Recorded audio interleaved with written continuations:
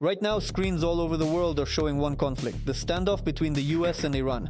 People are being shown exactly this picture: strikes, military tension, geopolitics. But the explosion happened in one place, while the epicenter of events is somewhere else. In reality, the epicenter turned out to be not Iran, but the financial hub of the Persian Gulf, the United Arab Emirates, and above all, Dubai. How does geopolitics work? A few indirect strikes against Iran and suddenly Dubai's reputation as one of the safest zones for capital, investment and tax-free income is at risk. After all, some of the key sectors that Dubai relies on are tourism, the real estate market and financial logistics, all of which are closely interconnected. Huge amounts of capital from all over the world flowed there through brokerage firms, investment companies and financial services, not in cash but via large international money transfers.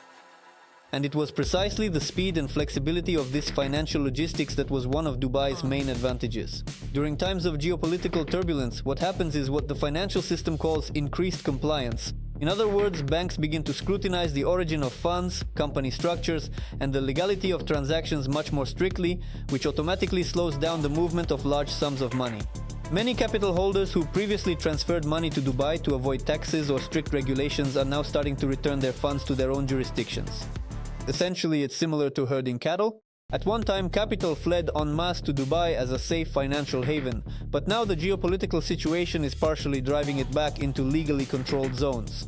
This creates an interesting picture. On the surface, the whole world is discussing the conflict between the US and Iran, but with a single indirect geopolitical blow, a completely different objective is being achieved: the weakening of the key advantages of Dubai's financial hub. This means that not only is the political situation in the region changing, but the entire architecture of global capital flows as well. In fact, three key changes have taken place. The first is the partial return of capital to controlled jurisdictions. The second is the weakening of a competitive financial market, which in recent years has attracted capital from all over the world, both private and corporate. And third, the tightening of control over hidden financial logistics. Transaction checks, the origin of funds, and company structures are becoming much stricter, and these processes may prove to be far more significant for the global economy than the military events themselves. And if we look at this more broadly, we can say this: the quantum matrix of the global financial system has simply collapsed at this point.